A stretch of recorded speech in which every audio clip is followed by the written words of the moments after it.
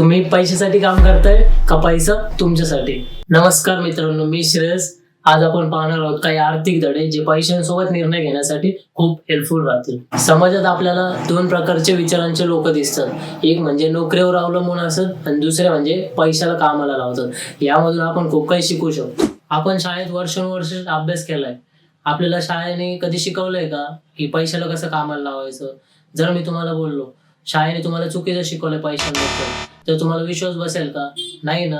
तर या आपण जाणून घेऊया काही अशा गोष्टी ज्या श्रीमंत लोक रोज वापरतात. आपल्याला शाळेत गणित, विज्ञान, इतिहास सगळं शिकवतात, पण पैशाचं गणित नाही.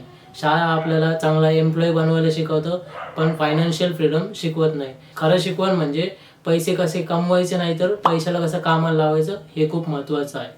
आता आपण बघणार आहोत ॲसेट्स आणि लायबिलिटीज यामधला फरक. ॲसेट्स म्हणजे अशा गोष्टी ज्यामधून तुम्हाला कंटिन्युअसली इन्कम जनरेट होत राहते, आणि लायबिलिटीज म्हणजे अशा गोष्टी ज्यामधून तुम्हाला इन्कम काहीच जनरेट होत नाही. आता मी तुम्हाला काही उदाहरण पण देऊ शकतो. उदाहरण असं आहे की जर तुम्ही एखादं घर बांधलेलं आहे आणि ते तुम्ही स्वतः राहण्यासाठी जर वापरत असाल तर ती लायबिलिटी झाली. पण जर तुम्ही तेच घर जर रेंटवर दिलं असेल तर त्यामधून तुम्हाला काहीतरी इन्कम जनरेट होतीये, ती तुमची झाली ॲसेट. तर यावरून तुम्ही विचार करू शकता की तुमच्याकडे ॲसेट्स आहे का लायबिलिटी. तुम्ही रोज पैशासाठी काम करता, पण एक दिवस असं येईल पैसा तुमच्यासाठी काम करेल. कसं?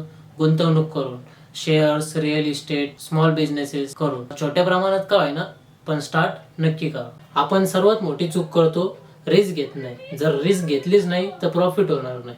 जर प्रॉपर नॉलेजने घेतलेली रिस्क ही सक्सेसची सुरुवात आहे. जितक्या लवकर फायनान्शियल एज्युकेशन घ्याल तितक्या लवकर फायनान्शियल फ्रीडम मिळेल. यासाठी सेव्हिंग्स, इन्व्हेस्टमेंट्स करा. चुका होतील पण त्यातून शिका. मित्रांनो, पैशाबद्दल शिकणं म्हणजे आयुष्य बदलण्याची पहिली पायरी आहे. आणि हा व्हिडिओ आवडला असल्यास लाईक, शेअर, कमेंट आणि चॅनलला सबस्क्राईब नक्की करा.